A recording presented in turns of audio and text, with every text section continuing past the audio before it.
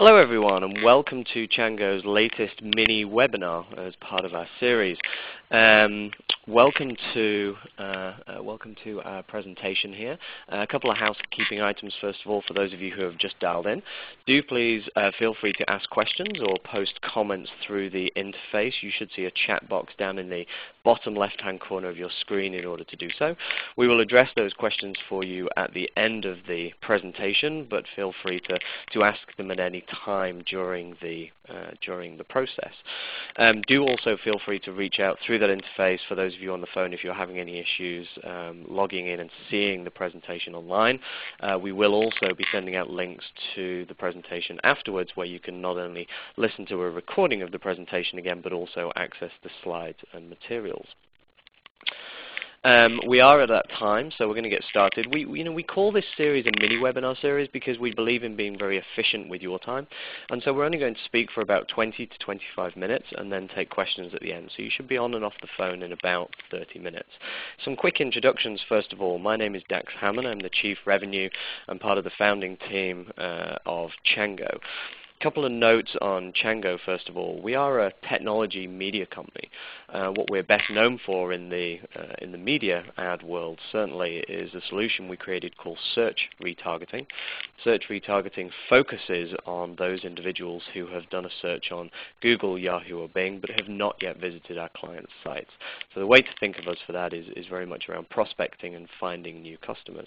We're actually the second largest source of search data in the US, UK, and Canada, and so when we think about big data and the need for DMP type capabilities that we're going to talk about today, then obviously we're very familiar and versed in that world. We also became known for flipping the idea of site retargeting on its head. Site retargeting being this idea that someone visited a site and then abandoned without completing an action. With our programmatic site retargeting approach, we actually drive a significant amount of efficiency in the ways that most marketers haven't yet realized is possible. But underlying of all of that is Chango as a technology company, and our platform, Chango Madison, is the first of its kind in the industry. It's what we call a PMP, or a programmatic marketing platform, and it combines all of the capabilities of a data management platform, a DMP, with the media buying capabilities of a DSP, or a demand-side platform. As an organization, we fundamentally believe that the two technologies have a lot of value in being linked together. We wanted to build a technology solution that eliminated audience loss and allowed real-time bidding to happen with real-time data, not just pre-crunched segments from a separate system. And that's the fundamental core beliefs behind the PMP movement. And as an organization, we are the selected platform of choice for many publishers, retailers, and advertisers. Today, though, we're going to focus on the DMP, the data management side of our technology, and Jonathan is going to be speaking to you for a moment from the Winterberry group. I'm going to allow him to introduce himself and run through his presentation, but in essence the presentation relates to a white paper that is available for download on chango.com/resources, and Jonathan is going to talk through his findings and the summary of that paper. So I'm going to hand it over to Jonathan at this stage. As I say, for those of you who just recently dialed in, bottom left-hand corner of your interface, you should see a chat function. Feel free to reach out to us with questions, and Jonathan or I will deal with those questions at the end of the presentation. Jonathan, over to you.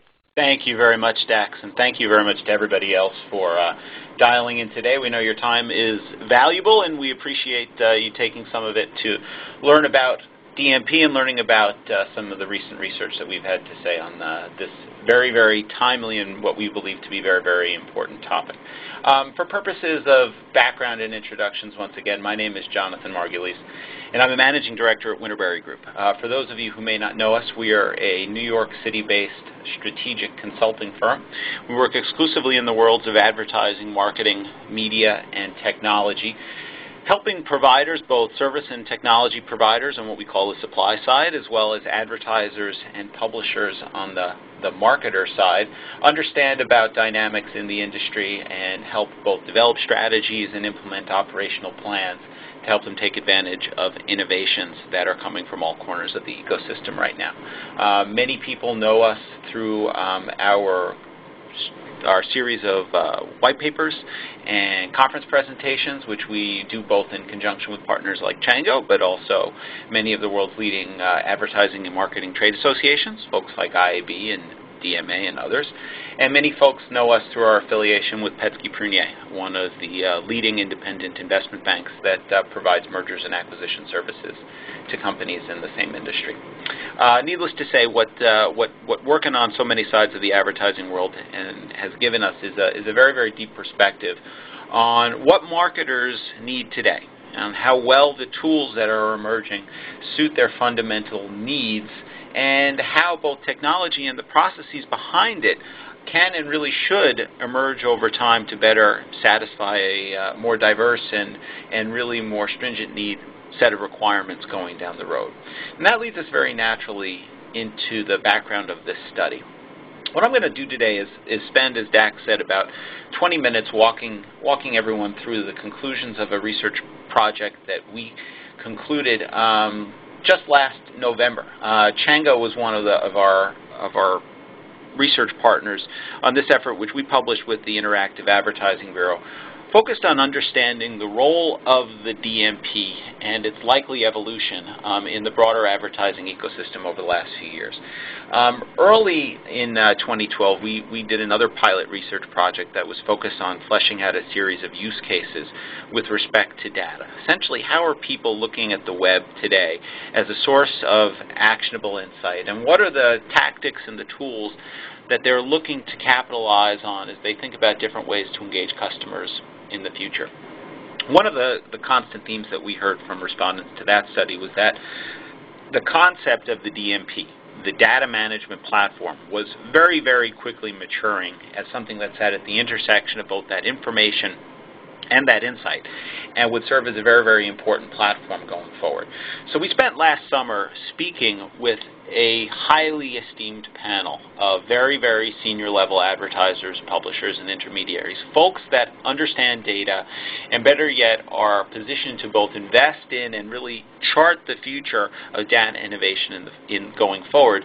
And we asked them some very, very stark questions. What do they see as a DMP as being?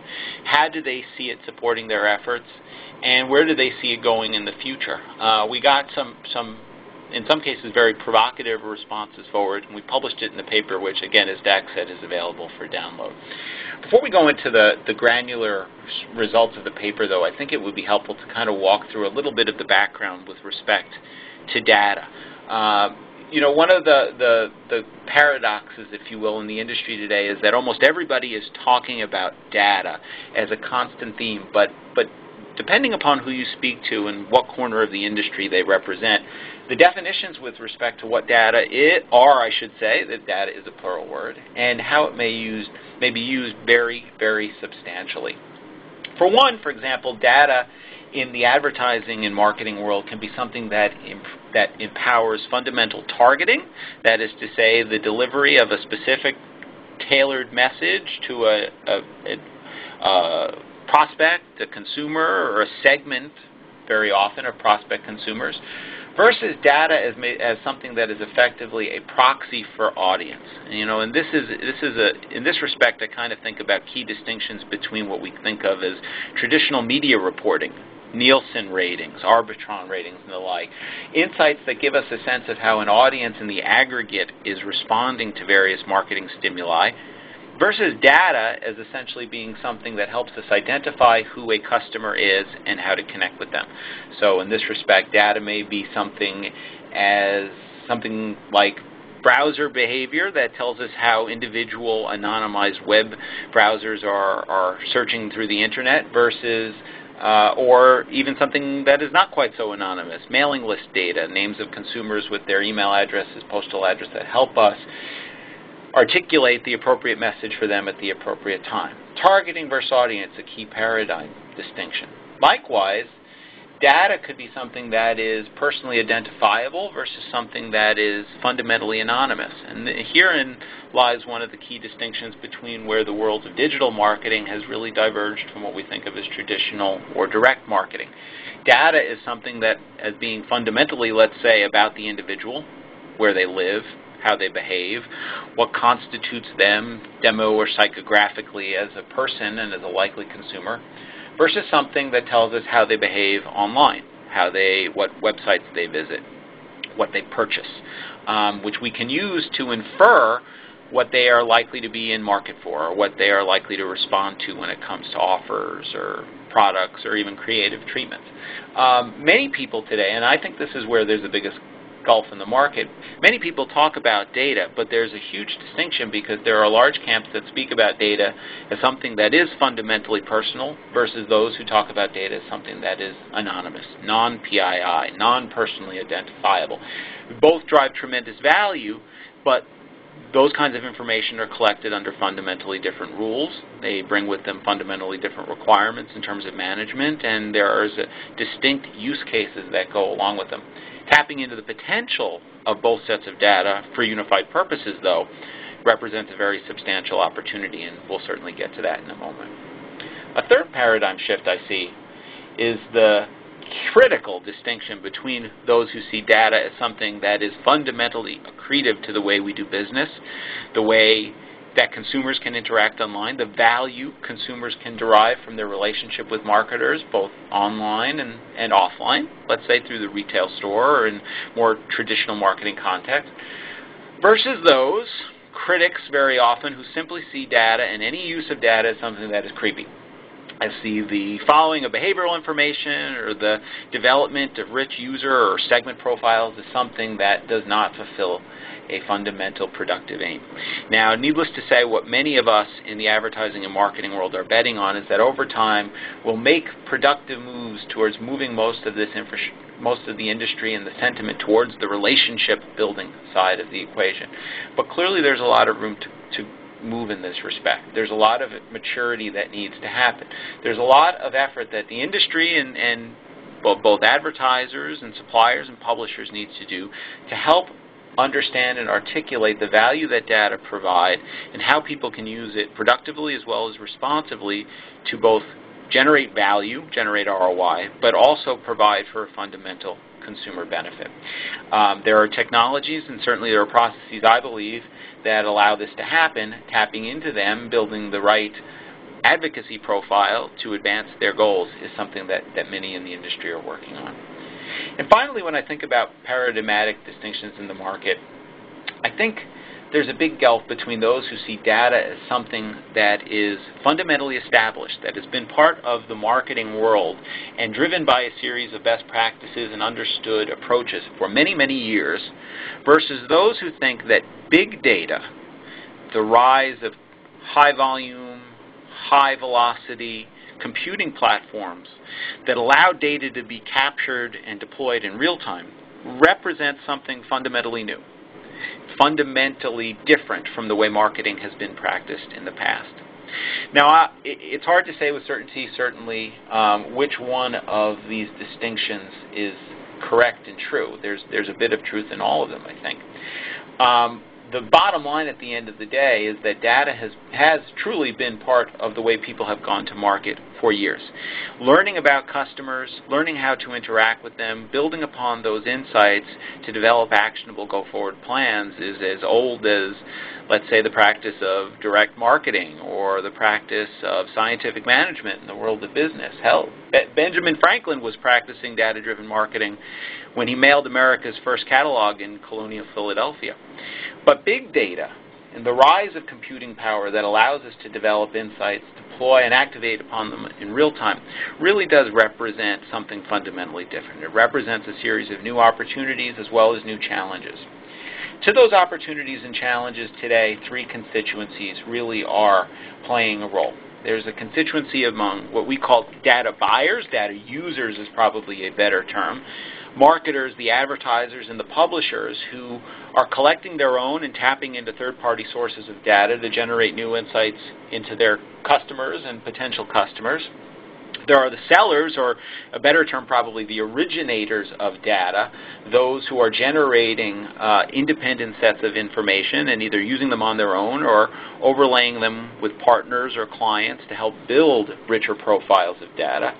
And then there are those many varied service and technology providers that constitute the intermediary level of the industry, the folks who are building the pipelines and the platforms that facilitate the transfer of data and allow for data to drive more effective and more efficient advertising and marketing interactions. Many people are watching this segment very closely because the pace of change and the pace of innovation is so great right now that it's a tremendous number of companies that have a role to play in this. We believe over time that there are certainly going to be some platforms that prove instrumental, though, in understanding the role of those platforms. How they plug into your respective advertising and marketing infrastructure is going to be critical if you're going to take advantage of those opportunities. Now, needless to say, at the very heart of that intermediary level, and something that both the users and the originators of data are looking at very, very closely, is this concept of the data management platform. The data management platform, as best as I can tell, is a concept that emerged on the scene in the advertising and marketing world popularly only really as recently as 2011 as a concept. Now, many have been working on the technology for several years, but the concept that a platform could sit at the centerpiece of originator and user and serve as a clearinghouse for the collection, management, and ultimately the deployment of many, many sources of actionable data. Something discrete, as a tool that people could tap into, really is very, very recent. When we went out and we asked our panel, as part of our white paper project, to tell us how they define DMP and how they saw its role emerging and evolving over the next several years, needless to say, we received a very wide array of different responses. Many people see this fundamentally as a data hosting or storage tool, better yet. Many people see this as a way to create segments from different independent sources of data on anonymous, let's say, web users. Many people see DMP technology as a natural successor to the way people have managed their CRM customer databases in a wholly offline world for years. But the definition we like the best is really that the DMP is a big data activation solution. It's an approach to leveraging computing power and insights and experience that are ultimately driven by a knowledge of who the customer is and how we want to segment them for optimal interaction, optimal targeting, to really take advantage of the power of big data and do something, activate it over time. When we went out and we talked to people, that activate word in conjunction with big data came up very, very often. And we think that's ultimately where a lot of the value in the DMP movement really comes from. To break it down to its core components, though, a DMP is at its essence a data engine, a data factory, if you will. It's a repository to manage the aggregation, that is to say the collection from many, many sources, both owned, that is to say first party, as well as the third party and partner data, to integrate and manage that data, which is to say host it given a common and optimal taxonomy, to cleanse the data of incorrect records, to make it useful for a variety of marketing purposes, and then finally to deploy that data, to deploy it to a series of other tools that both power real-time decisioning based upon data triggers or inputs, or to power either the buying of media, the targeting of audiences, the development of yield management models for the publisher side, or really any other variety of use cases that the advertiser, in some cases the publisher, seeks to develop. Key differentiation here from some other tools is that DMPs typically don't execute marketing programs on their own. They are truly of the data world themselves. They are used to create order from chaos, which is to say bring together and standardize what are very, very often a hodgepodge of different sources, structured and unstructured data that are collected in many, many different ways, manage high volumes of that information in a format that can be accessed rapidly when other data triggers suggest that information is necessary, and then export it to tools that really are best suited for delivery to different media or different use cases, whether it's linked to the online display channel, whether it's linked to email, whether it's linked to campaign management platforms, let's say, that may even be used for direct mail or other offline purposes, or other sorts of targeting, whatever it happens to be, or maybe even just deployed to other analytics platforms so that you can learn more about your audience. All have potential value, and the DMP really is fundamental to creating those actionable segments that may be used for various purposes. When we ask people to talk a bit about how they see the DMP evolving over time and the role they play, what we heard is that there's tremendous interest in the technology today. 92% of our very senior panel said their interest in DMPs has increased over the last several years, and 77% said that they expected the technology would play at least a major supporting role. If you're playing at least a major supporting role, you have to assume that you're playing a rather substantial role in going forward marketing in the way that they do advertising and marketing in the years ahead. Needless to say, the rise of new technology providers here and just the general buzz in the market has driven a lot of this, but undergirding it is a fundamental need, a need to do something with data, to develop an actionable big data strategy, show the results in ways that are actually meaningful from a response and a customer engagement perspective. More than anything, though, and when we talk about real-time, I think this is particularly meaningful here. More than anything, what people are looking at DMPs today as drivers for targeting, as drivers for their ability to engage customers when they're in market for various products, when they're most likely to respond, to put, and this is as old a direct marketing adage as there is, to put the right offer in front of the right person at the right time. It has been driven almost as much by the need to identify and connect with audiences. It's being driven by the need to learn more about those audiences, but you add all this up together, and it's about creating a better environment and delivering upon it for customer engagement. How do we better understand what people want, and then how do we make sure that our advertising impressions, as well as the content that we deliver on our own sites or via our partners, is best tuned for that customer when they happen to need us the most? In many respects, I think that is, at the end of the day, a very, very compelling customer benefit statement, and it's one of the reasons we think that DMP will be fundamental, not just to driving value for advertisers, nor even the developers of DMP technology itself, but also for the consumers that are ultimately going to be a key beneficiary. People are using DMP technology to tap into a wide source of information. We had a strong belief when we asked this question at the outset of our project that people would be talking to us about online data almost exclusively, that the DMP really was built in the digital world and would be best associated with and recognized by digital marketers. When we fleshed it out a little bit, certainly first-party and third-party online behavioral information, browser information anonymous about how people are behaving and managing their lives as they course across different websites was going to be far and away the most prevalent source of information supported. But when you look at all these other sources of information, basically everything is currently being managed by DMPs as well. The most surprising piece of information here is the prevalence of offline data. 64% of our panel said they are managing some level of offline data, almost always personally identifiable to an extent through these platforms. What does that tell us? It tells us that at the end of the day, people aren't thinking so much about digital versus traditional, so much as they're thinking about combined consumer insights, about engaging with those consumers, and about building a platform and building an infrastructure through which they can manage those engagements without regard to the channels that are actually being used to manage the communication. We identified, likewise, a series of use cases that really are establishing the foundation of how people think about DMP today.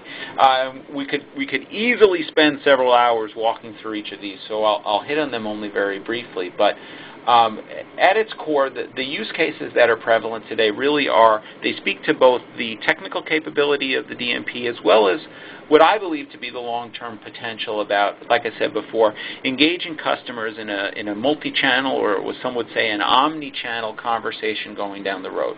Now, today, maturity levels with respect to current deployment vary pretty substantially. At the high end of the maturity spectrum, for example, powering the targeting of online online advertising, both by enabling targeted real-time bidding, as well as by enabling the automated selection of certain customer segments for certain offers and creative treatments, represents the origins of the DMP movement, and not perhaps so surprisingly its area of most advanced maturity today.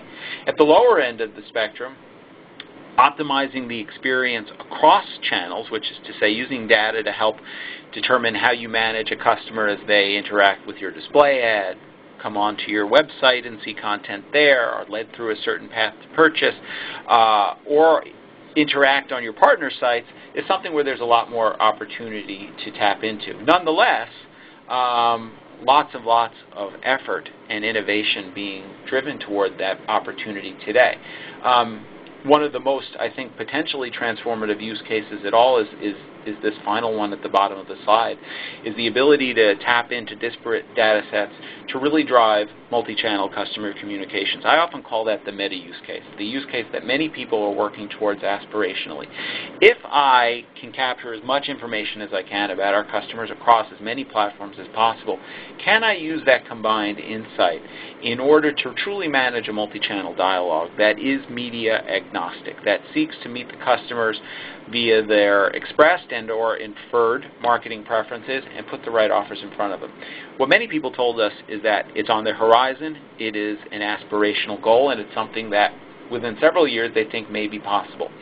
Today, though, it's going to be something that has to be built towards incrementally. And so something to keep in mind as an out there goal, but not quite happening just yet. When we ask people likewise to talk a little bit about why DMP, to the extent that it's grown very quickly, certainly, why it hasn't even grown further, why DMP isn't capturing everyone's attention right now, given the very, very substantial potential, clearly that's there right now. What also surprised us was that people didn't say that the fundamental challenge is rooted in the technology itself. As a matter of fact, the sentiment was pretty substantial and pretty unanimous that the DMP technology today that exists is almost always outstripping the ability of marketers and publishers to really tap into that.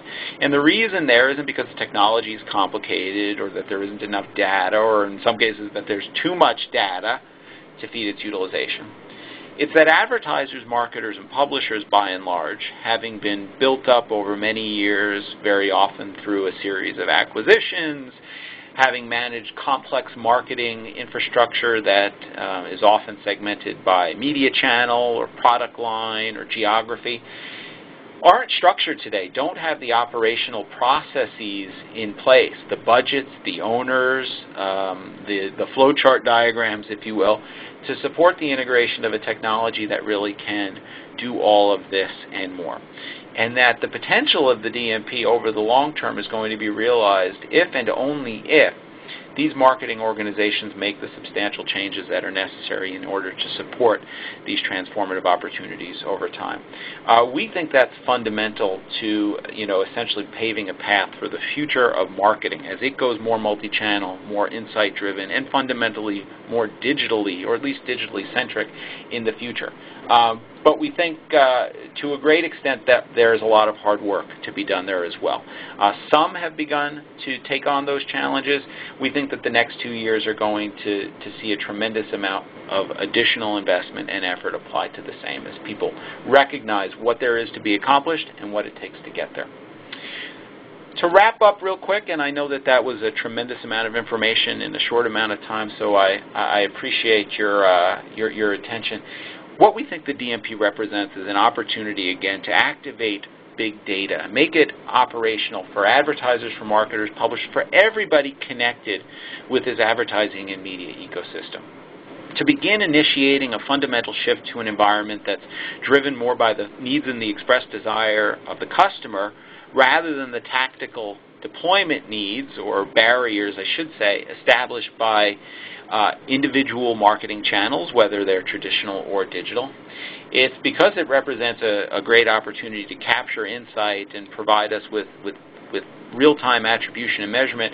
It's an opportunity for the marketing team to establish their own value and contribution to the broader enterprise.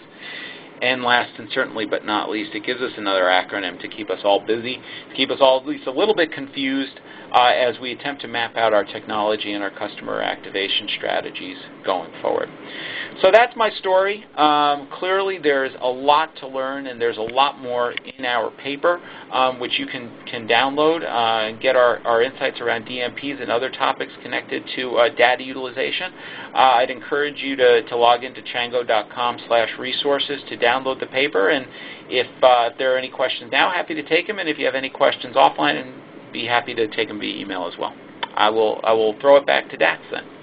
Great. Thank you very much, Jonathan. We do have a number of questions that have come in, and so I suggest we will give a prompt answer to each of these right now in order to get through them in a reasonable amount of time. And then, as Jonathan says, we're more than happy to follow up with each of you separately later with more details if you would like. Jonathan, the first question for you is this. With all of these interpretations of what a DMP is, does that indicate the future of what a DMP will be? Do you feel as though all of the interpretations that you presented could be reasonable, or do you see there as being one particular route this will take? Well, I think those kind of four fundamental elements, aggregate, integrate, manage, and deploy, are sort of essential to what a data management platform is via any definition.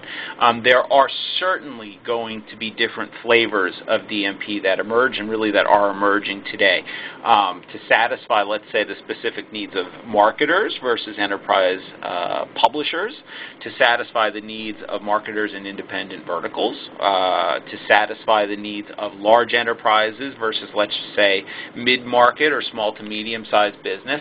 The fundamental need, though, that's driving the development of all these technologies, and yes, they will come in these various shapes and sizes, is the need for something that can take many different disparate sources of information, and that's really the key challenge, the key pain point that this technology seeks to address, and integrate it, manage it, and store it in such a way that it can be used for common purposes.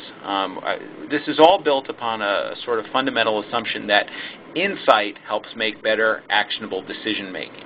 But creating that insight from all that data means that we need to put some order to the way we store and then tap into the information. That's the fundamental role of the DMP. I see, to a great extent, that there will continue to be independent DMP solutions that gain prominence over the next few years, but just as well we see DMP being used on an integrated basis along with a lot of the other downstream execution tools that are more specific to either specific channels or other marketing functions. So I hope that's a good answer because, you know, in one hand, like I say, the interpretation of how DMP may be used is going to differ, but the core tools, the core functionality here I see remaining fairly consistent over time. Great. Thank you, Jonathan. Question for you from Raj. How can one justify implementation of a pure DMP compared to something like an enterprise data warehouse? So they're fundamentally different tools, first and foremost, and they're used for fundamentally different purposes. And for, you know, it's difficult to answer a question like that in an umbrella format because, of course, the needs are going to vary based upon the specific enterprise, the role of marketing versus IT, how they interact, and how the company uses data for non-marketing purposes. But we see DMP as being fundamentally a creature of the advertising and marketing world because it is focused first and foremost on customers and on segmentation and actionability of those customers versus simply establishing a high-capacity warehouse for the storage of many, many sources of information.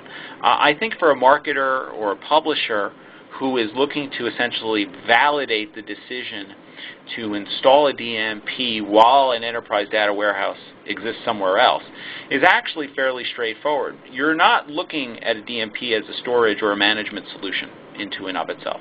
What you're looking for is again, going back to this term activation. You're looking for a solution to help you do something with data. Management is part of it. It's obviously the centerpiece of the acronym. But it's actually relatively easy. Data storage is cheap nowadays. You know, I can go to Costco and buy a terabyte of storage for very little money compared to what it cost just a few years ago. So that's one thing. It's access to the data. It's segmenting it in a way that makes sense for the marketer, not necessarily the technologist, the marketer, and then being able to deploy it to a combination of execution technologies and channels downstream that's really, really important to this technology. Ultimately, of course, the two tools can work hand in hand. We likewise think that enterprise IT and marketing are going to continue working more closely over the next few years in order to deploy this kind of technology, but they are fundamentally different approaches at the end of the day. Great. I think that one actually leads very nicely into a follow-up question, which is what is actually involved in implementing a DMP? How are marketers justifying the implementation from a benefits cost standpoint? That's going to vary, again, based upon the specific DMP and the span of use cases to which you're deploying it. So what we see typically is most of this technology is deployed on a via cloud-based platform, so you're not actually going through and having to install on-premises software the way, let's say, you were doing with Siebel or other CRM platforms over the last 2 decades. There's not going to be necessarily teams of integration experts and consultants running around plugging these pipes in. So in that respect, there's certainly an efficiency benefit. Likewise, what many people are doing to sort of ease their way into the DMP world is by identifying one, or in some cases at least several, narrow span of use cases to which you're going to begin deploying the DMP. Do you want to, let's say, generate more useful, actionable insights? First and foremost, use the DMP as an input to your customer research function before you move your way into targeting? Or is targeted media buying, targeted messaging, offer management, something like that, something that is much more important? Staging the implementation of this technology and how you want to achieve certain ends is critically important, both for managing your own expenditures, but also for gaining a level of comfort with the technology, what it can do for you. Part of the identification of those use cases, I think it's easy to kind of get misled and think, well, now this is what everybody's doing and they just do some things better. Actually, the case is quite different. Many people are focusing their efforts on one use case to the exclusion of others. And the long-term potential here, one of the reasons why we devote so much research and effort towards examining it, is that I think there's a play here for folks to deploy all these use cases over time. But we are still likely several years and more development investment away from that. Okay, so we have 3 other questions that we're going to take here before we wrap up. One is addressed to Chango, so I'm going to take that one. Do media buyers ask Chango as to where exactly they're gathering their search retargeting data from, and how does Chango respond to it? Well, as we said at the beginning, Chango as a technology company includes as part of our programmatic marketing platform, Chango Madison, the capabilities of a DMP, certainly including those outlined by Jonathan today. And one of the fundamental uses of our platform is for search retargeting that is about finding new people based on search data. The search data that we have primarily comes from what's called referrer data. So individuals do a search on Google, Yahoo, or Bing, and then they click on an SEM or an SEO link and arrive on a page or a site that sits within our data network. The types of sites are extremely broad that sit within that network. They include retailers, publishers, content sites, etc., but add up to a significant amount of data that actually makes us the second largest source of search data in the US. Feel free to reach out with any further questions around that response.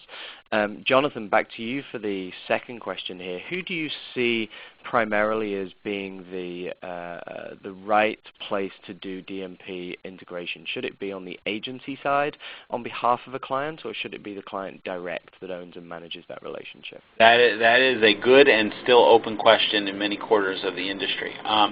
Fundamentally, most of the technologies that have been built today have been optimized for direct use by the client themselves. And part of the reason is because some of the original solutions in this respect were built to give direct clients a little bit more insight into the span of third-party data that was available for their use, for overlaying upon their party or owned information sets.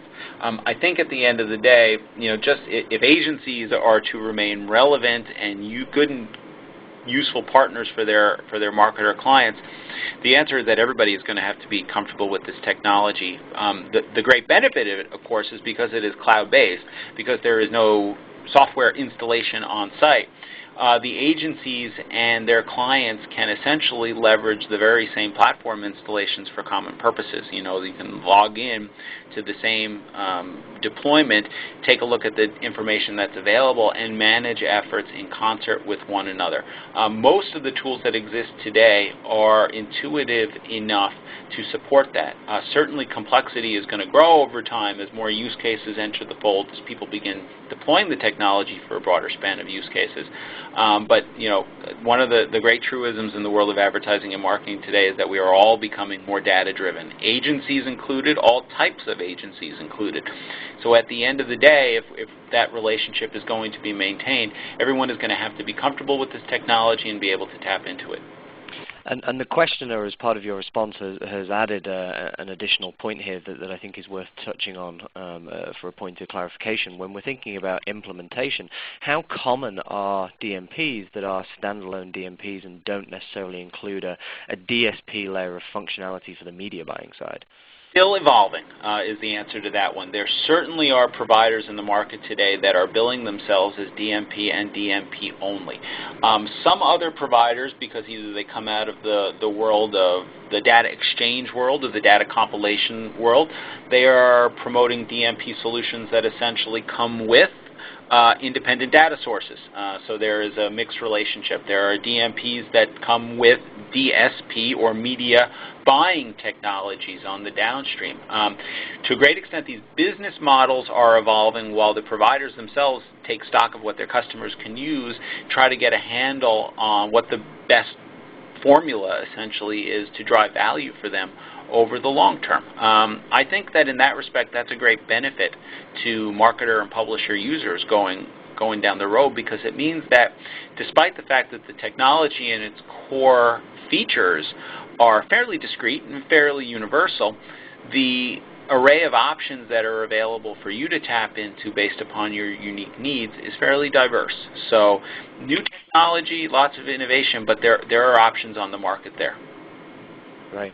And our final question, I think, for today, Jonathan, could you speak about some of the privacy and other legal control issues around DMPs? So at the moment, for better or for worse, the DMP space or the DMP movement itself has not been a target for specific regulatory or legal scrutiny. That said, because data itself, both anonymous as well as personally identifiable, is something that is fundamental to the way we use the technology, any kind of regulatory scrutiny on the use of data is going to say a lot about whether DMPs exist as a standalone entity over the long term and how much value they drive. I think that much of the industry right now is coalescing around the idea that data and the insight that it provides are fundamental necessities to doing business in a more complex, competitive world. Many of the trade associations and large companies in the space are gearing up for a very assertive advocacy fight in this respect, but that the DMP may actually be leveraged as a tool to demonstrate and ultimately deliver the consumer benefits that are possible by way of effective data stewardship and utilization. I hit on this before. Demonstrating that there is an affirmative consumer benefit to more impactful experiences in websites, more relevant advertising treatments, etc., is going to say a lot about whether data utilization falls under strict regulatory guidelines, something that is self-policed by the industry, or fits into some other bucket long term. I think it's one of the tools that can deliver on that promise. So if you ask me whether there's more threats or opportunities when it comes to the privacy and regulatory front, specifically with respect to DMP, I think it represents an opportunity for the industry to help itself rather than the other. That said, the threats that are emerging today in North America and already in Europe to a great extent are daunting. So keeping a close eye on that and making sure that we're advocating properly are going to be huge priorities over the next couple of years. Yeah. Great response. Okay, well, thank you everybody for dialing into the webinar. Thank you very much to Jonathan for the time, and also to Winterberry for this very insightful report. As we said earlier, chango.com/resources. We will make this available for you to download. But thank you for joining us, and do watch out for our future events in our webinar series. Thank you very much.